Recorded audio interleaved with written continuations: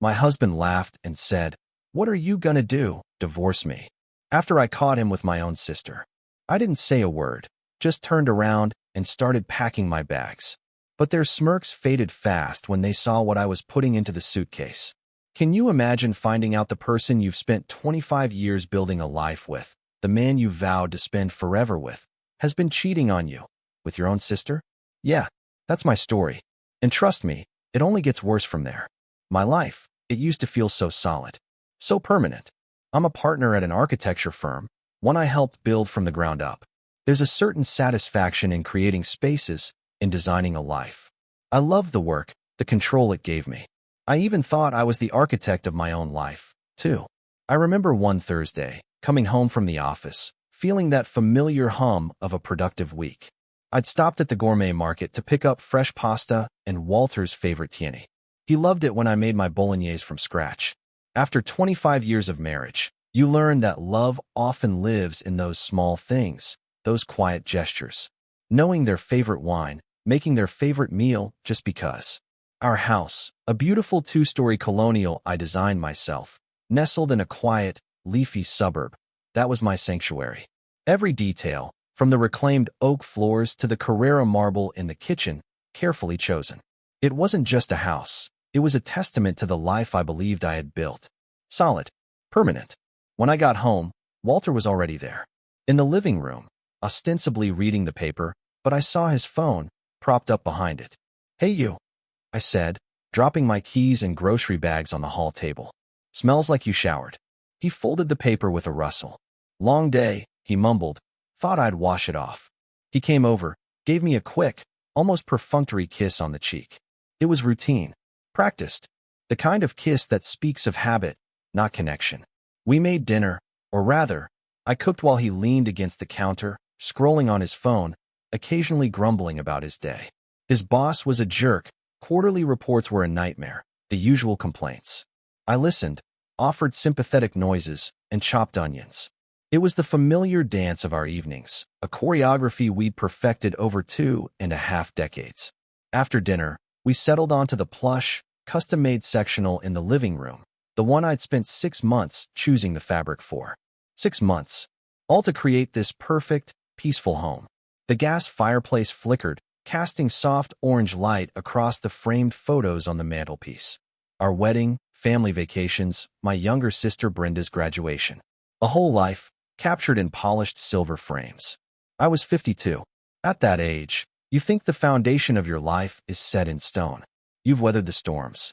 You've settled into the comfortable, predictable rhythm of a long marriage. You think you know the person sitting next to you better than you know the back of your own hand. I picked up a design magazine, and Walter, he was on his phone. He was supposed to be looking up reviews for a new French restaurant to celebrate our 25th anniversary. A quarter of a century. It felt monumental, a milestone that deserved champagne and celebration. But he wasn't looking at restaurants. His phone buzzed. A low, discreet vibration from inside his pocket. He pulled it out, and his movements were just a little too quick, a little too guarded. He angled the screen away from me. A subtle shift of his body that screamed secrecy. It was a small thing, a tiny crack in the placid surface of our evening. But my architect's eye for detail, for things that are misaligned, caught it immediately. Then he smiled. Oh, that smile. It wasn't his tired, end-of-day smile, or the polite, thin-lipped smile for the neighbors. This was a secret smile. A private, lit-from-within smile that made his eyes crinkle at the corners. My breath caught. It was the one he used to give me when we were first dating, back when a simple text from me could make him light up across a crowded room. Seeing that smile now, directed at a cold, glowing screen, it felt like a physical blow. A punch to the gut that left me winded. Another buzz. More smiling. He started typing with both thumbs, brow furrowed in concentration, completely absorbed. The world outside that little rectangle of light, the crackling fire, the soft music, his wife of 25 years sitting 3 feet away, it had ceased to exist for him. "Find anything good?" I asked, my voice sounding strained, artificially bright even to my own ears. He jumped, startled, as if he'd forgotten I was in the room. He quickly locked his phone and set it face down on the cushion between us. "Oh, yeah, just an old buddy from college, Mark." sent a funny meme about his kid. Something felt profoundly wrong. A cold knot started to form in my stomach. Walter's college friends were my friends, too. Mark always sent funny things to our group chat, not just to Walter personally, in the middle of the night. But I let it go. You don't detonate a 25-year marriage over a text message. You tell yourself you're being paranoid, that it's your own insecurity talking. You tell yourself to trust him. So I tried. I picked up my magazine, but the elegant blueprints and glossy photos just swam on the page. I couldn't concentrate. All I could see was that smile. That specific, intimate smile that no longer belonged to me. I watched him out of the corner of my eye. This man I had shared a bed with for over 9,000 nights. And for the first time in our life together, he felt like a complete and utter stranger. The silence in the room grew heavy, pregnant with all the things that weren't being said. The peaceful home I had designed to be my sanctuary suddenly felt like a stage set, fragile and fake. And I had the terrifying feeling that the curtain was about to come down. The knot in my stomach didn't go away. It stayed there through the night, a cold, hard lump of dread that made sleep impossible. I lay in our bed, listening to the sound of Walter's even breathing beside me, and felt a chasm opening between us. Every time he shifted in his sleep, I flinched. I replayed the scene on the couch over and over, analyzing every detail, every nuance, trying to convince myself I had imagined it, that I had overreacted. But the image of that smile was burned into my mind. The next day, Friday, I tried to bury myself in work. I went to the office. I sat in meetings about load-bearing walls and zoning variances. I went through the motions of my normal, structured life. But it was like watching a movie of someone else's day. The little voice in the back of my head kept whispering, kept replaying that secret smile. I told myself I was being ridiculous. I was a grown woman, a partner in a successful firm, not some hysterical, insecure teenager. But the feeling wouldn't go away. That evening, the fragile peace I had tried to reconstruct was shattered for good. The evening started with a tense, almost suffocating normalcy. I suggested we order takeout, not having the energy to cook. Walter readily agreed, maybe a little too quickly. He seemed eager to keep things simple, to avoid any real conversation. We ate in front of the TV, watching some mindless sitcom. The sound of the TV filled the silence where our own conversation should have been. After dinner, I was in the kitchen rinsing the plates. Walter was leaning against the counter, scrolling through his phone again. The same posture, the same intense focus. I tried to ignore it. I told myself it didn't mean anything. His phone buzzed. A loud, clear notification sound this time. He'd left the volume on. He set it face down on the granite countertop, the screen dark, and said, "I'm going to grab that bottle of red from the pantry. The good stuff." He walked out of the kitchen. And in that moment, the universe, or fate, or whatever you want to call it, gave me a choice. I could respect his privacy. I could turn back to my bubbling sink of soapy water, dry the plates, and live with the gnawing, corrosive uncertainty for the rest of my life. Or I could know. I stood there for a long 10 seconds, my heart hammering against my ribs. I could hear him rustling around in the pantry, humming a little tune. The sound was so normal, so domestic. It made the situation feel even more surreal. "Just turn it over, Audrey," the voice in my head urged. You have to know. My hand trembled as I reached for the phone. It felt heavy in my hand, like it contained the weight of my entire future. The glass was cool and smooth against my skin. I took a deep, shuddering breath and flipped it over. The screen lit up, and there it was, a notification preview from a text message, clear as day. My brain registered the words before it could process the horror.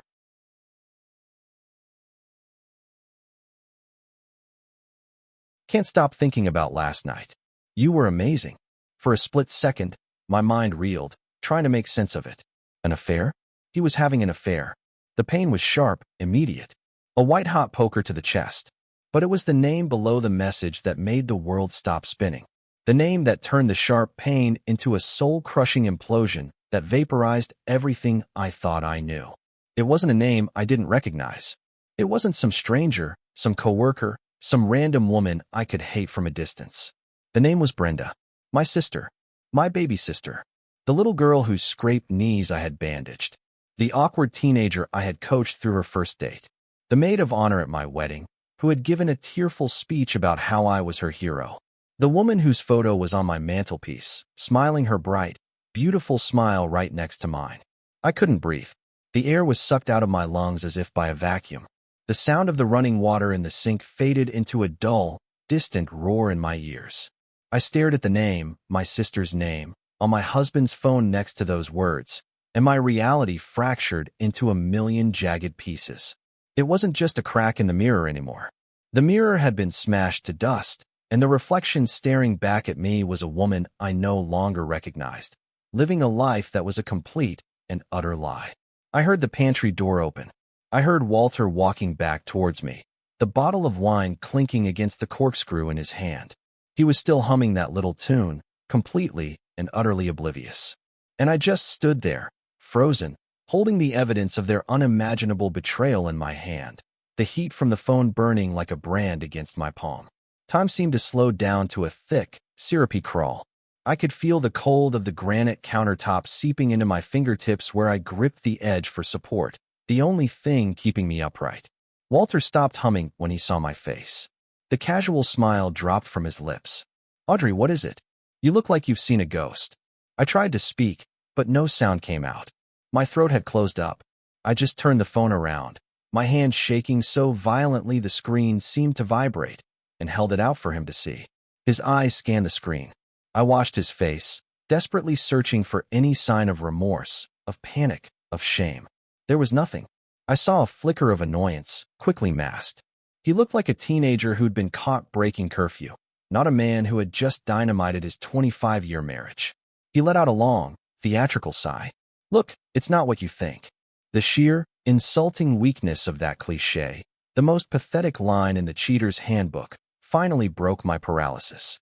"Not what I think." My voice was a choked, ragged whisper I barely recognized as my own. "It says Brenda. My Brenda. And it says, you were amazing last night." Each word was a shard of glass I had to force out of my throat. He had the audacity to look bored, put upon. He gently took the phone from my trembling hand and slipped it into his pocket, as if hiding the evidence would make it disappear. "You're overreacting. You're being dramatic." "Dramatic?" I whispered. Just then, the back door clicked open, and in walked Brenda. She was carrying a bag from a local bakery, a bright, cheerful smile on her face. "Hey, I was in the neighborhood and thought I'd bring dessert. They have that lemon tart you love, Audie." She used my childhood nickname, and the sound of it on her lips now was a desecration. Her smile faltered as she took in the scene. She looked from my ashen face to Walter's tense posture. A quick, calculating glance passed between the two of them, and in that single, fleeting glance, I saw everything. There was no surprise, no confusion, just recognition. She knew. Of course she knew. She wasn't an innocent party caught in the crossfire. She was the other combatant. I looked at my little sister, the woman whose secrets I had kept, whose tears I had dried, whose life I had celebrated as if it were my own. "Brenda," I whispered, the name tasting like ash and poison in my mouth. She didn't even try to deny it. She leaned against the doorframe, setting the bag with the tart on the floor. A slow, smug little smirk played on her lips. She looked at Walter, and he looked at her, and a silent, triumphant conversation passed between them. And then it happened.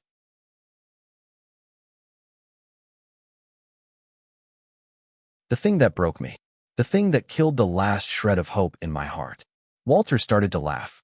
It wasn't a small, nervous chuckle. It was a full, deep-bellied laugh. A laugh of pure, unadulterated mockery. Of relief that the secret was finally out. Brenda joined in, a high, tinkling laugh that sounded like breaking glass. They stood there in my kitchen, my husband and my sister, laughing. Laughing at my pain. Laughing at the utter destruction of my world. The sound echoed off my pristine marble countertops, a grotesque symphony of their shared betrayal. The blood drained from my face. I felt a strange, horrifying sense of detachment, as if I were floating near the ceiling watching this obscene little play unfold below. The woman standing there, her face a mask of silent horror, couldn't possibly be me. Through his laughter, Walter finally managed to speak, wiping a tear of mirth from the corner of his eye. The words he said will be burned into my memory, seared onto my soul until the day I die. "Oh, come on, Audrey," he gasped, still chuckling. "It's not that serious. What are you going to do? Divorce me?" And in that moment, with their cruel laughter ringing in my ears. Something inside me didn't just break. It died.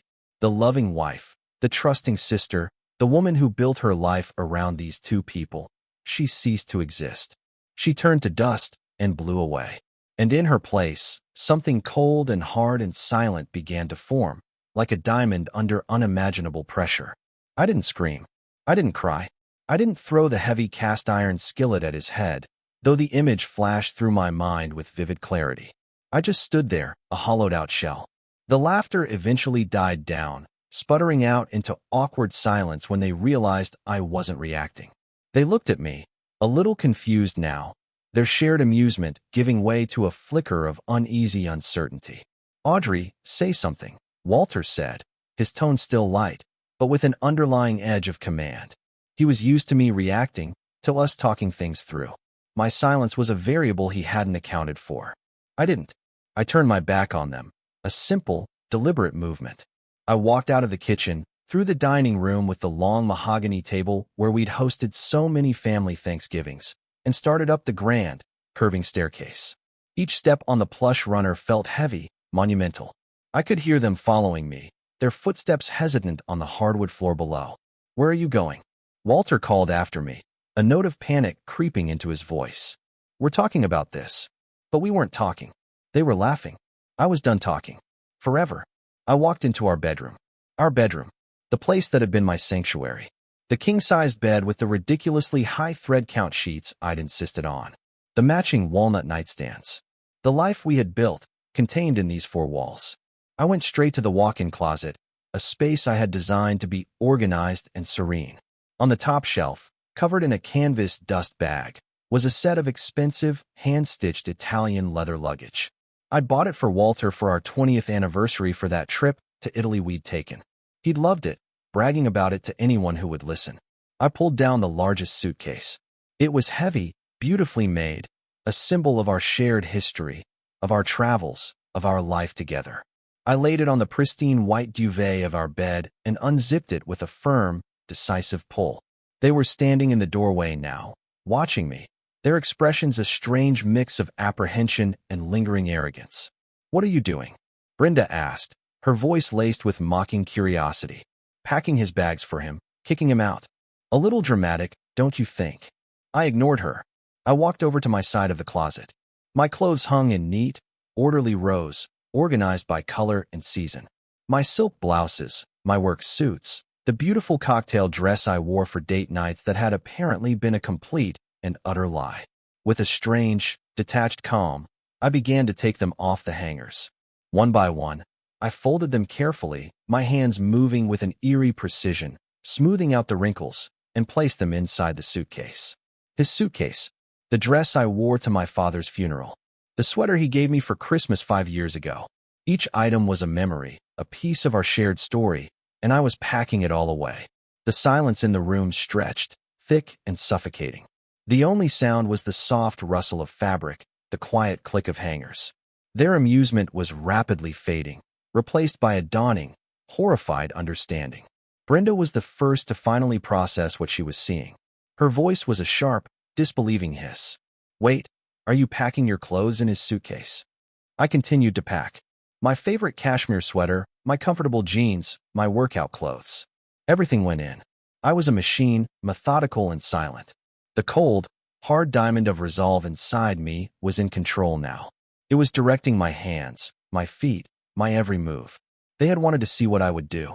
I was going to show them, and I wasn't going to say a single solitary word while I did it. Their panic was now palpable, a frantic energy radiating from the doorway. "Audrey, stop this. This is childish. This isn't funny," Walter said, his voice taking on a sharper, more commanding edge. The laughter was a distant memory, replaced by the nervous bluster of a man who was realizing, far too late, that he had fundamentally miscalculated. He had assumed tears, arguments, maybe a plate thrown against a wall. He had not anticipated this cold, silent, methodical dismantling of their life. I ignored him. After packing my essential clothes, I walked into the expansive master bathroom. I grabbed my toiletries from the marble vanity, my expensive face cream that he always complained about the cost of, my Chanel perfume he'd bought me for my 50th birthday, my electric toothbrush. Everything went into a travel bag and then into the suitcase. They just stood there watching. Two useless statues of flesh and blood. My silence was a wall of reinforced concrete they couldn't penetrate. I zipped up the large suitcase with a final satisfying tug and set it on the floor. Then I went back into the closet and pulled down the matching leather carry-on, the beautiful bag we'd used for weekend trips to wine country. Hello? Earth to Audrey. Are you seriously giving me the silent treatment? Walter's voice was getting louder, bordering on a shout. So I messed up. It's a big deal. I get it. But you don't just do this.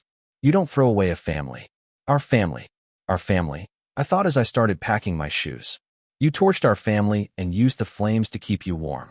I packed my laptop, my work files, the antique silver picture frame from my desk that held a photo of my parents. As I packed, I sat on the edge of our bed, the bed where I had slept trustingly beside a liar for who knows how long, and pulled out my phone. My fingers were surprisingly steady. Walter and Brenda exchanged a nervous glance. What are you doing on your phone now? Brenda asked, her voice shrill. I opened my banking app. It was a blessing, really, a stroke of karmic justice that I had always been the one who handled our finances. I was the architect, the planner, the one who managed the investments and paid the bills. The house was in my name. I'd made the down payment with a small inheritance from my grandmother. Most of our assets, the cars, the brokerage account, the emergency fund, were all tied to my accounts, my salary. I scrolled to the list of authorized users on my Amex Platinum card. There was his name, Walter Thompson. I remember how thrilled he was when I added him, how he'd flashed the heavy metal card at his friends at the golf club. With a simple tap, a confirmation screen popped up. Are you sure you want to remove this user? The app asked. I pressed confirm without a second's hesitation. A small digital guillotine. Next, the car insurance. The policy for the Lexus he drove so proudly, the one he considered his car, was under my name as part of my multi-car discount plan. I found the number in my contacts and called, putting the phone on speaker. The cheerful, tinny-hold music, a generic smooth jazz tune, filled the tense silence of the room. Walter stared at the phone on my lap, his face pale and slack-jawed. Thank you for calling Allstate. This is Maria. How can I help you? Hello, Maria, I said. My voice even and calm, a stranger's voice. I'd like to make a change to my policy. My policy number is 924-7. I need the Lexus and the primary driver, Walter Thompson, to be removed. Audrey, you can't do that. He sputtered, finally rushing forward. I need that car for work, for my clients. Ma'am, the change will be effective immediately, the agent chirped on the other end, oblivious. The vehicle and driver have been removed. Is there anything else I can help you with today? No. Thank you, Maria. You've been very helpful, I said, and hung up. I looked up at him. His face was a mask of disbelief and impotent fury. You canceled my insurance. I didn't answer. I just went back to my phone, opened the app for our mobile carrier, and with a few more taps, began the process of removing his line from my family plan. His phone would be disconnected by the next billing cycle. One by one, I was cutting the cords that tied him to my life, and more importantly, to my finances. I changed the password to our Amazon Prime account. I changed the password to Netflix. I logged into the smart home app and revoked his access to the security system. Small digital acts of eviction, and with each tap, I felt a piece of my power returning. The look on their faces was a grotesque mixture of panic and sputtering indignation. Brenda, who had been silently observing with a look of smug superiority, now looked genuinely frightened. The foundation of the comfortable, subsidized life she was trying to insert herself into was being demolished before her very eyes. This is insane, Walter stammered, running a hand through his thinning hair. You're throwing away 25 years of marriage over a few stupid texts. A few stupid texts. My voice was dangerously low, a growl that came from the depths of my shattered soul. It was the first time I'd spoken directly to him in what felt like an eternity. The cold diamond of resolve inside me was now heating up, turning into a white-hot, focused rage. I held out my hand. Give me your phone. What?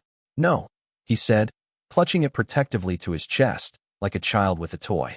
Walter, I said, my voice leaving no room for argument or negotiation. You can give it to me now, or I will consider that a full and complete confession, and my lawyer will subpoena it in the divorce proceedings. And trust me, it will look much, much worse for you then. Your choice. I knew using those words would get his attention. It did. He hesitated, his jaw tight with fury, then practically threw the phone at me. It landed softly on the duvet. I picked it up. I unlocked it. The passcode was 12125. The birthday of our first dog, a goofy golden retriever named Sadie, who had died 10 years ago. He hadn't even bothered to change it. The intimacy of that knowledge, the shared secret of that number, now felt like a violation. I opened his messages with Brenda. It wasn't just a few texts. It was a novel, an epic of deceit. It went back months. I scrolled and scrolled, my heart turning to a block of ice in my chest. The sheer volume of their communication was staggering. Good morning texts. Good night texts. Flirtatious banter during the workday. Then there were the pictures. Pictures of my sister in lingerie I had never seen, posing suggestively in what looked like a hotel room. Pictures that made me physically ill.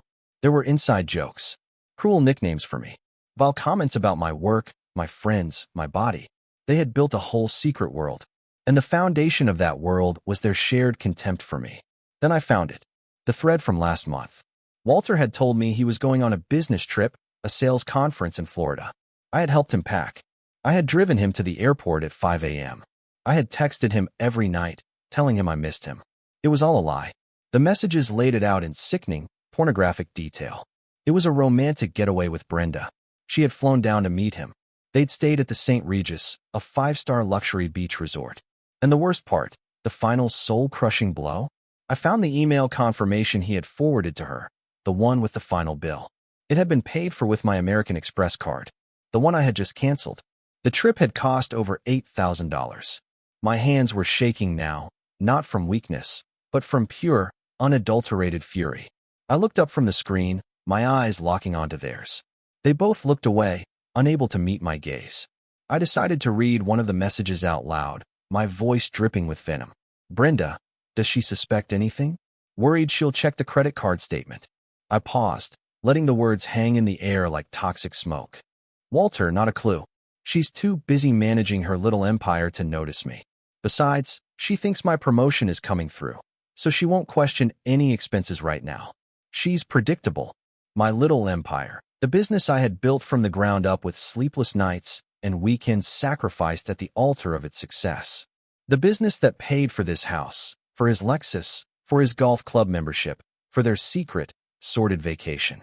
The rage was so intense I felt like I might actually combust. You took my money, I said, my voice shaking with the effort of keeping it level.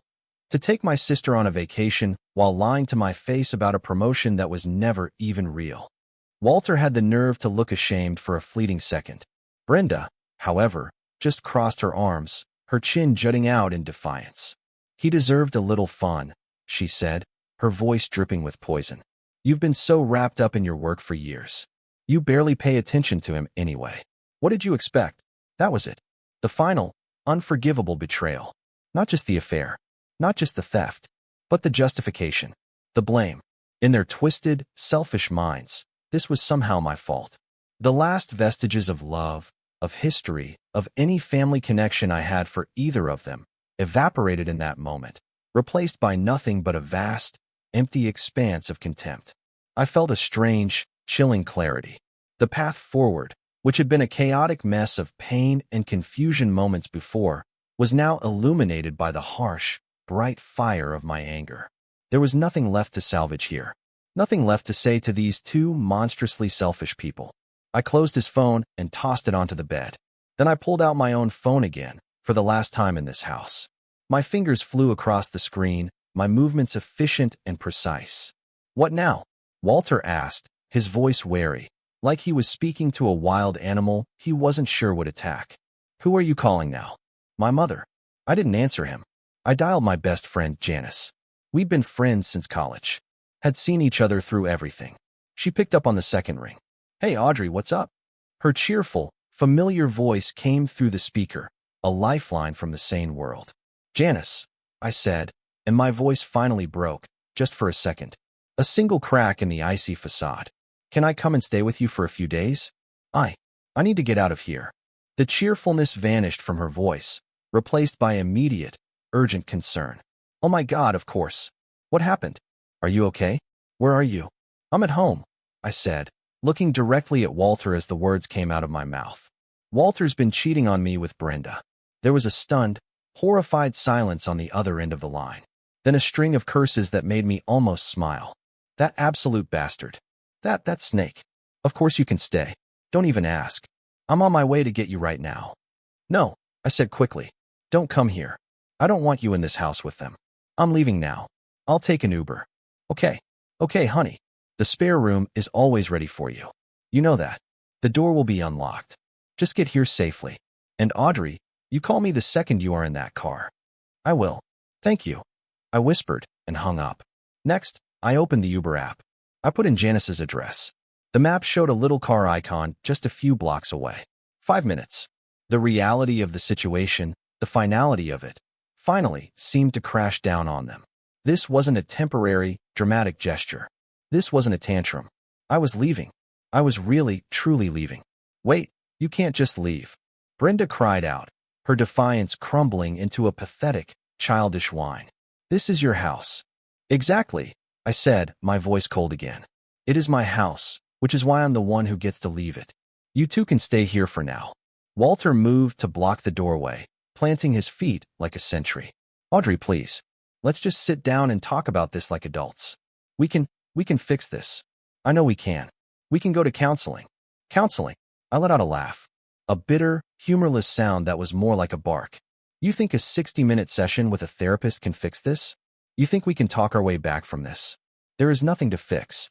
A marriage, a relationship, those are structures that can be repaired. But this is a toxic waste dump, and I am evacuating. My phone buzzed. My Uber was outside. I grabbed the handles of the 2 heavy leather suitcases. They were filled with the curated pieces of the life I thought I had. A life that was now nothing but dead weight. I started rolling them towards the bedroom door. They both rushed forward, trying to stop me. Brenda grabbed at one of the suitcases, fumbling with the zipper. You're not going anywhere. We need to talk.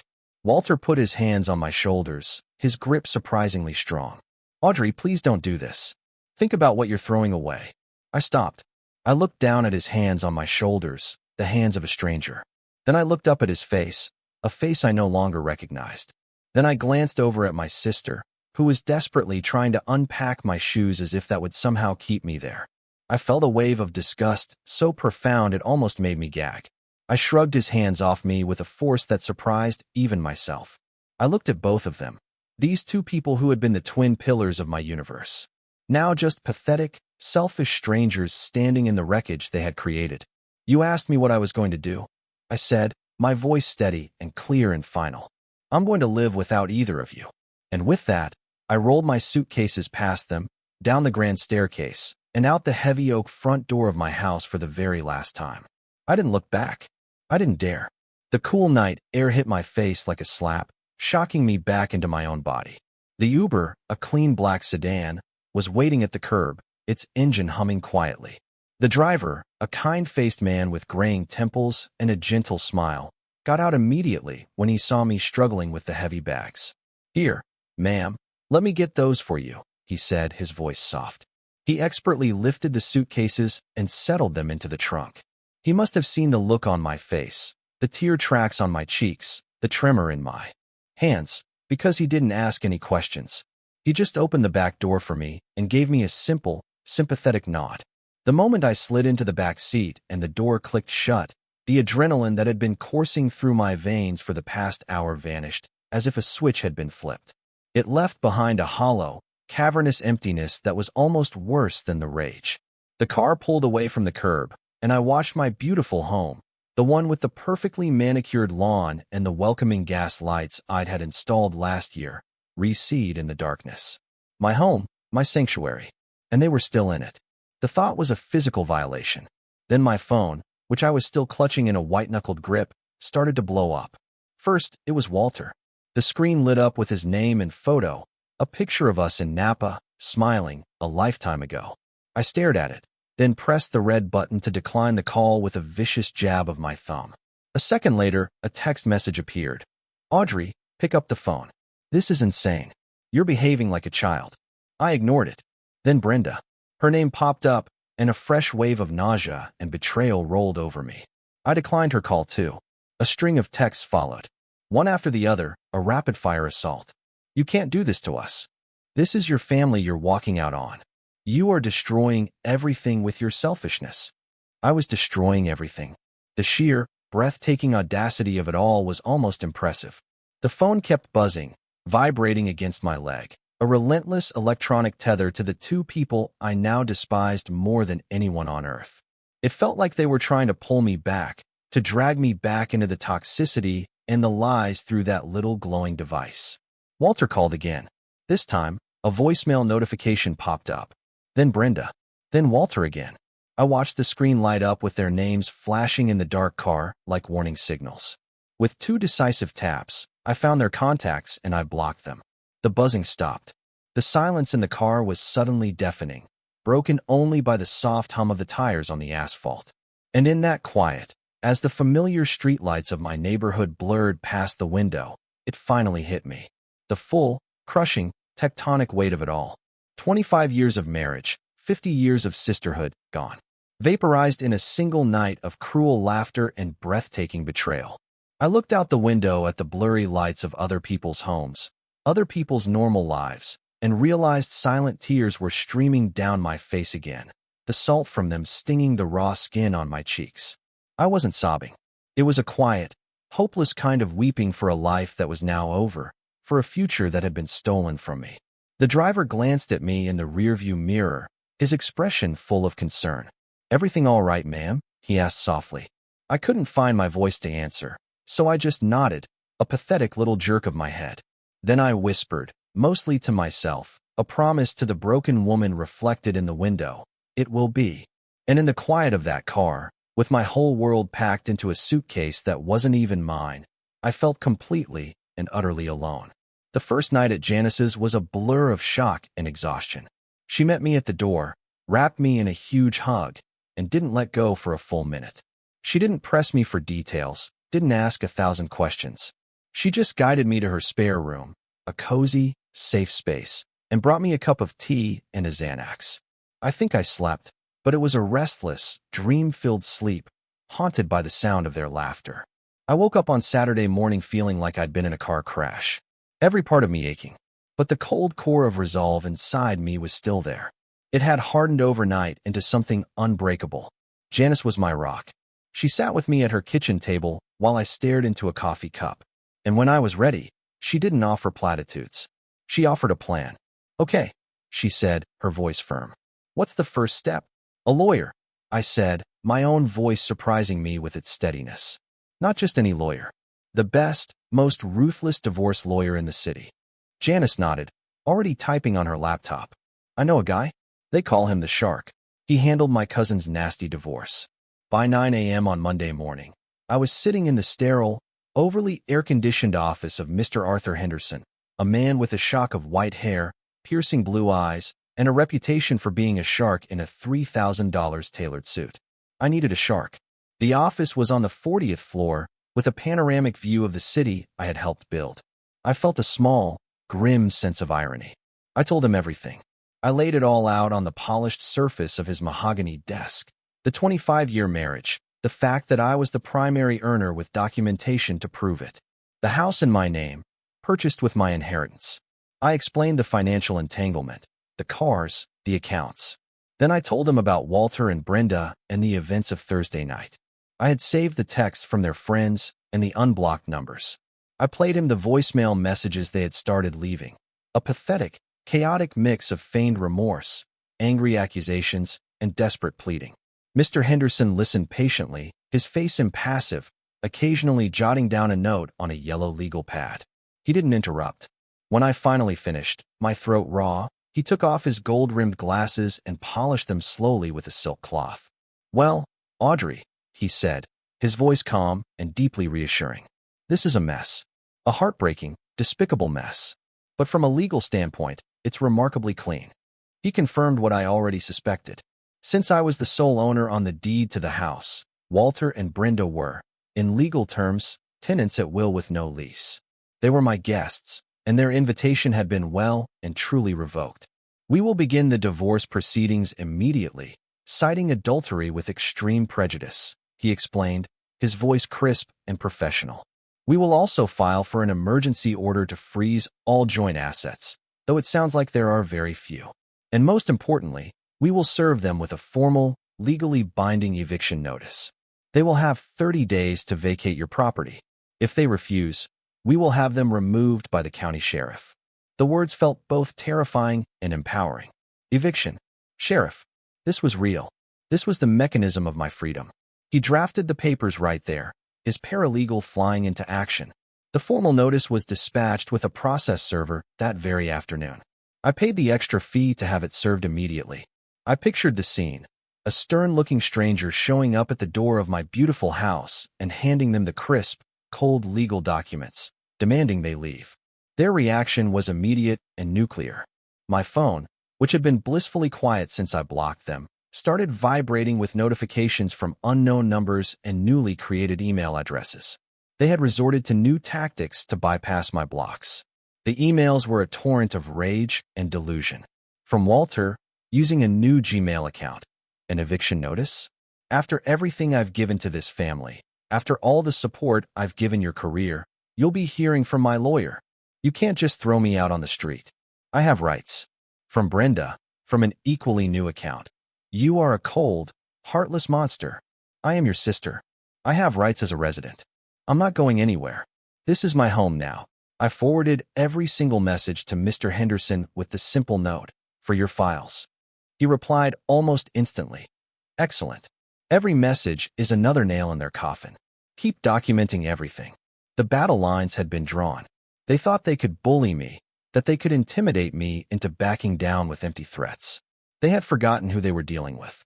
They had forgotten that I was the one who built the empire they were so comfortably squatting in. And I was about to remind them, with the full force of the law behind me. I knew it was coming. I had been dreading it more than the confrontation with Walter and Brenda, more than the meeting with the lawyer. The phone call. It came on a Saturday morning a week after I'd left. I was at Janice's kitchen table, sketching designs for a new project on a notepad, trying to find some semblance of normalcy in the meticulous, ordered world of lines and angles. The phone rang, and the caller ID showed a number I knew as well as my own. My hand hovered over the phone. A part of me, the wounded child part, wanted to just let it ring, to retreat back into the safe cocoon of silence I was building around my shattered heart. But the architect in me, the part that confronts problems head-on, knew I couldn't. I had to face this. I took a deep, fortifying breath and answered. Hello, Mom. Audrey. Thank God. Her voice was frantic, breathless with a manufactured drama I knew all too well. I've been calling and calling. Brenda finally told me what happened. She said you had some sort of breakdown, some horrible misunderstanding, and you kicked them out of the house. A breakdown. A misunderstanding. That was the story they were spinning. Of course. It painted me as the unstable one, them as the victims. It was masterful in its cruelty. That's not what happened, Mom, I said, my voice tired, devoid of the energy needed for this fight. Audrey, how could you do this? She barreled on, not listening, her words a tidal wave of guilt. He's your husband for 25 years. And Brenda, my God, Audrey, she is your sister, your baby sister. She called me sobbing, said she has nowhere to go. You can't just throw your own sister out on the street. The injustice of it all was like a physical blow. The fact that her first concern was for the perpetrator, not the victim. Mom, I said, my voice getting colder. Did they tell you why I left? Did they tell you that I found them together? That they've been having an affair for months behind my back, in my house, spending my money? There was a pause, a short, telling silence. I could hear her taking a shaky breath. Well, she finally said, her voice softer, but still laced with reproach. Brenda said it was a mistake. A terrible, terrible mistake. She feels awful. People make mistakes, Audrey. Good people. Family is supposed to forgive. You can't just throw away a 25-year marriage and your relationship with your sister over one mistake. One mistake. I repeated, my voice dangerously quiet. Mom, it was not one mistake. It was hundreds of mistakes, hundreds of lies, every single day. And when I confronted them, they laughed in my face. They stood in my kitchen and they laughed. Brenda is very fragile right now, my mother continued, her voice taking on a whiny, pleading tone I despised. She's always looked up to you. And Walter is your husband. For better or for worse, remember your vows. You owe it to your family, to your father's memory, to try and work this out. That was the word that did it. Oh, owe them, I said, my voice now like ice. I owe them nothing. I have given them everything for years. I paid for Brenda's graduate school application fees. I gave Walter a no-interest loan to start his failed consulting business. I paid for their secret vacation. What I owe is to myself. I owe it to myself to not be a doormat, to not be a fool, and to not allow my home to be a brothel for my husband and my sister. They have 30 days to find a new place to live. That's more generosity than they deserve. I could hear her starting to cry on the other end. The wet, gulping sobs of someone who isn't getting their way. You're tearing this family apart, Audrey. You're being so selfish. No, Mom, I said, the last bit of hope I had for her support, for her motherly protection, dying in my heart. I'm not. They already did that. I'm just cleaning up the mess. I ended the call. I sat there in the silence of Janice's sunny kitchen, the notepad with my beautiful, orderly designs mocking me from the table. I realized with a profound and painful clarity that I hadn't just lost a husband and a sister. In a way, I had lost my mother, too. Her loyalty, I now saw, was not to her children, but to the fragile, idealized image of a perfect family she wanted to project to the world. And I had just smashed that image to pieces. I was truly, completely on my own. The next 2 weeks were a strange, surreal limbo. I lived at Janice's, working remotely and trying to create a new routine. Janice was a saint, giving me space when I needed it and forcing me to eat when I forgot. The days were a blur of legal emails, work calls, and long, aimless walks. The nights were the hardest, filled with a suffocating loneliness. Meanwhile, Walter and Brenda's desperation campaign escalated. Having failed to break me with emotional blackmail from my mother, they resorted to a campaign of petty, infuriating harassment. It started with the finances. I got another fraud alert, this time from my brokerage account. Someone had tried to log in and initiate a wire transfer. The security protocols I had put in place with my financial advisor held, and the attempt was blocked. I knew it was Walter. He was testing the fences, looking for a weak spot. Then came the social media smear campaign. Brenda, who had always been obsessed with her online image, posted a long, rambling, tear-stained story on Facebook. She was clever. She didn't mention the affair, of course. She painted a picture of a concerned, heartbroken sister, worried about her older sibling's sudden and alarming mental instability. She claimed I had become paranoid and delusional, that I was under extreme stress from work, and that I had thrown them out into the cold based on a terrible misunderstanding. She ended the post with a plea for her friends to pray for me and my healing. It was a masterpiece of passive-aggressive victimhood. My phone started buzzing with messages from distant relatives and old family friends, all expressing their concern. Is everything okay, Audrey? Heard you're going through a tough time. Brenda is so worried about you. I don't usually engage in social media drama. It's undignified. But this was a calculated attack on my sanity and my reputation. It required a response. I didn't write a long post. I didn't get into a war of words.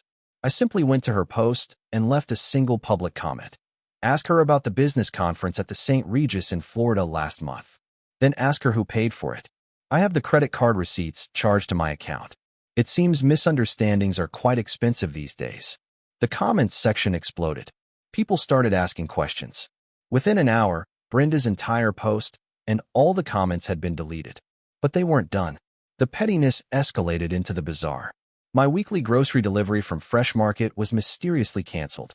My subscription to the New York Times was suspended for non-payment, even though it was on auto-pay. A dozen pizzas showed up at Janice's front door one night, ordered in my name.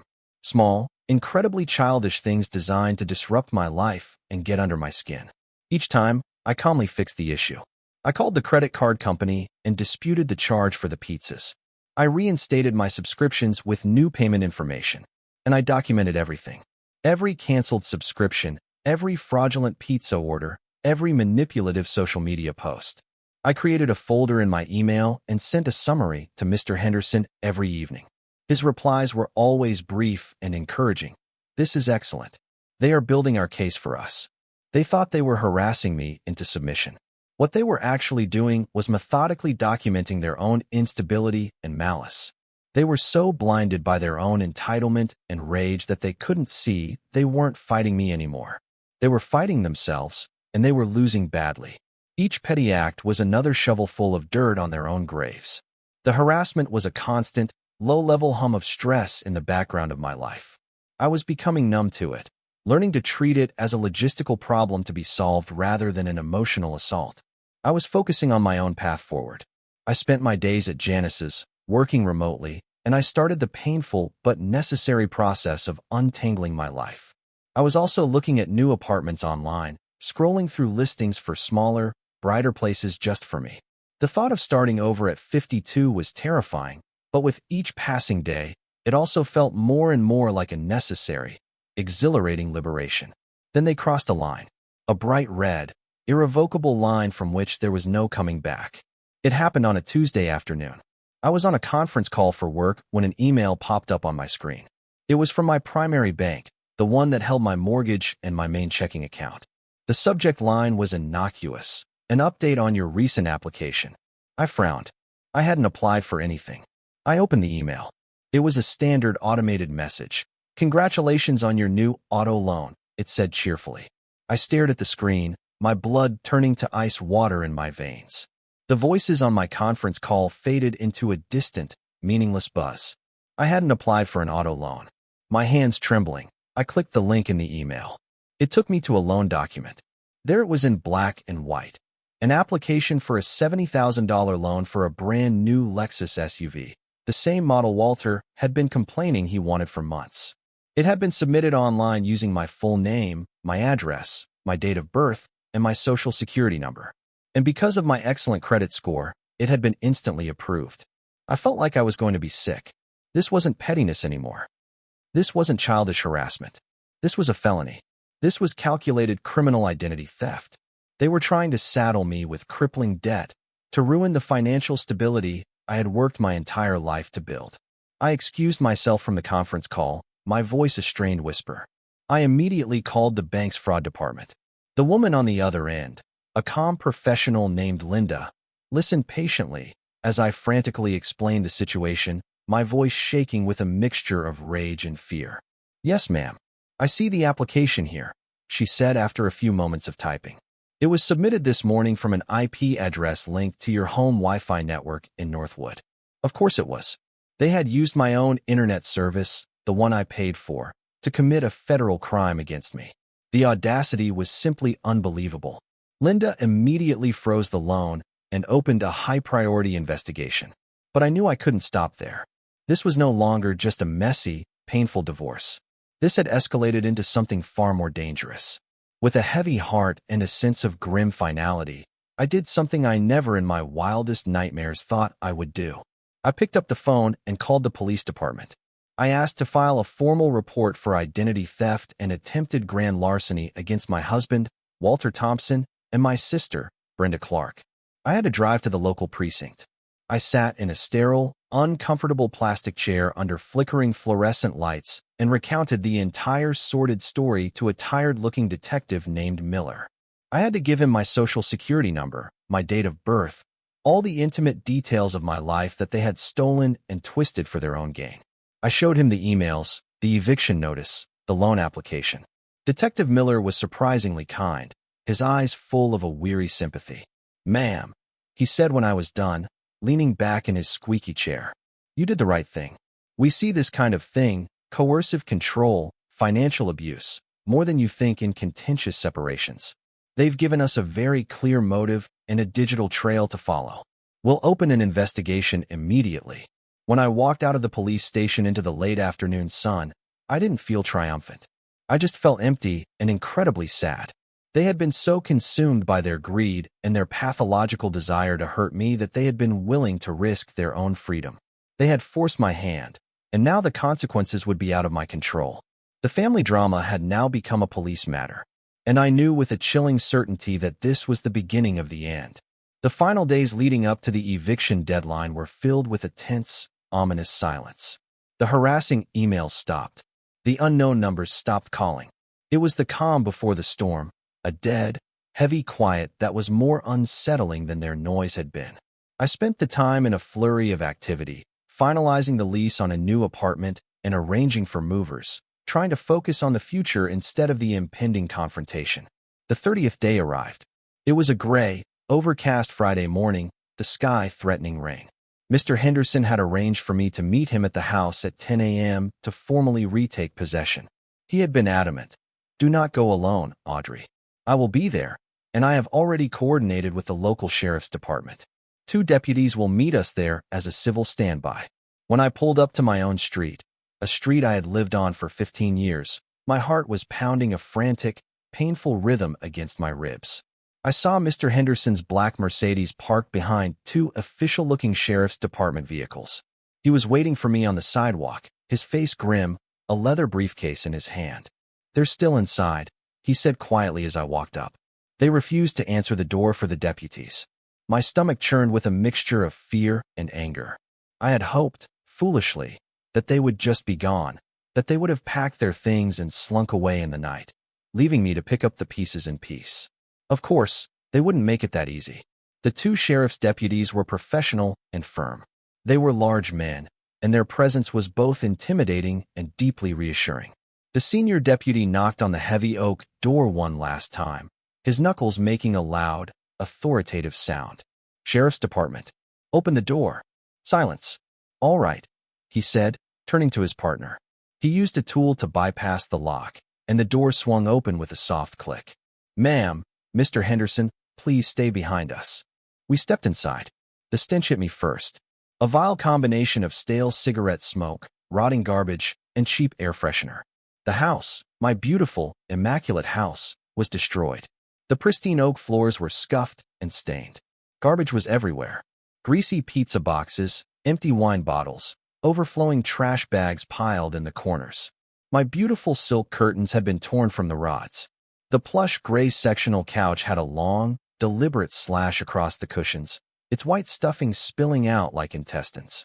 The framed photos on the mantelpiece had been shattered, the glass crunching under our feet as we walked.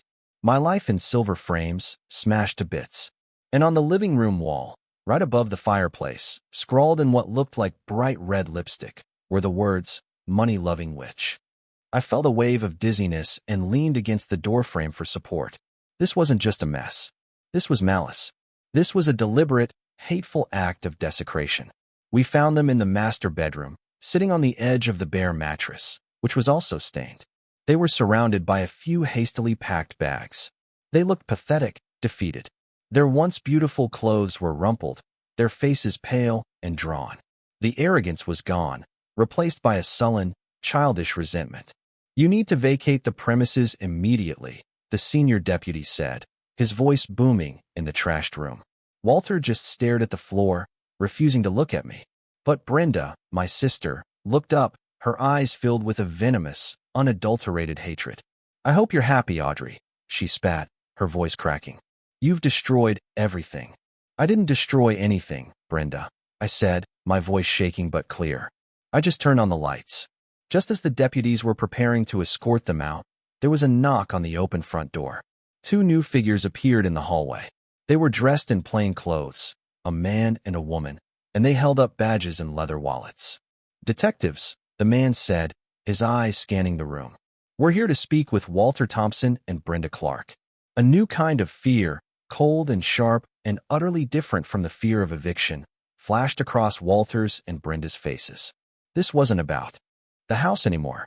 The lead detective, who I recognized as Detective Miller from the precinct, turned to them. "We have a warrant to search the premises and seize any electronic devices. This is in relation to an ongoing investigation into felony identity theft and bank fraud." Brenda started to cry, a high, wailing, theatrical sound. Walter just sagged as if all the bones had been removed from his body. He looked 20 years older. The detectives read them their Miranda rights, the familiar words from 1,000 TV shows now a chilling reality in my own bedroom. They placed my husband and my sister in handcuffs. As they were led out of the house, past the wreckage of the life we had once shared, Walter finally looked at me. There was no anger in his eyes, just a hollow, empty despair. He knew. It was over. All of it. I stood there in the middle of my ruined home and watched them being placed into the back of separate unmarked police cars. I didn't feel happy. I didn't feel victorious. I just felt an overwhelming, profound sense of quiet, blessed relief. The storm had finally passed. The house was a wreck, but it was my wreck, and it was finally quiet. The months that followed were a painful, methodical process of cleaning up. There was the physical cleanup, which required a professional crew who specialized in biohazards and property damage. It took weeks. There was the legal cleanup, which involved endless meetings with Mr. Henderson, insurance adjusters, and the district attorney's office. And then there was the emotional cleanup, the hardest part of all, which is still ongoing. The legal case against them was a slam dunk. The detectives found the loan applications and a host of other incriminating evidence on Walter's laptop, which had been seized from my bedroom. Faced with irrefutable digital evidence, both he and Brenda took a plea deal to avoid a longer, more public trial. They avoided prison time, a fact that initially angered me, but Mr. Henderson helped me see it differently. A trial would have been a circus, Audrey, he'd said. This is cleaner, and the consequences are still severe. He was right. They were each sentenced to 5 years of probation, ordered to pay restitution for the damages to the house, and had to complete 500 hours of community service. They both now had felony criminal records. Their professional and personal lives were in ruins. Walter was fired from his job. Brenda's nursing license was put under review. They had become pariahs.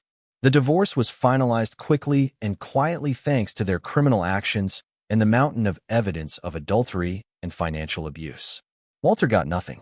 The house, the savings, the investments, my 401k, my pension, they were all protected as my premarital assets and personal earnings. He walked away with his clothes, his debt, and his criminal record. Last I heard from a mutual acquaintance, he was living in a cheap rental apartment across town, working a low-level sales job selling office supplies. Brenda's fate was in some ways even sadder. Our mother, finally forced to confront the ugly, undeniable truth, was devastated. She tried to support Brenda, but their relationship, already strained, fractured under the weight of the shame and disappointment. Brenda lost most of her friends, who were horrified by what she had done. She moved 2 states away to live with an aunt, trying to escape her ruined reputation. We have not spoken a single word since the day she was arrested. Sometimes I wonder if I'll ever hear from her again. As for me, I couldn't bear to stay in that house. I couldn't sleep in that bedroom or cook in that kitchen. It was tainted with too many bad memories, stained by their betrayal. I had the professional crew restore it to its former beauty. Every wall repainted, every floor refinished. And then I put it on the market. It sold in a week.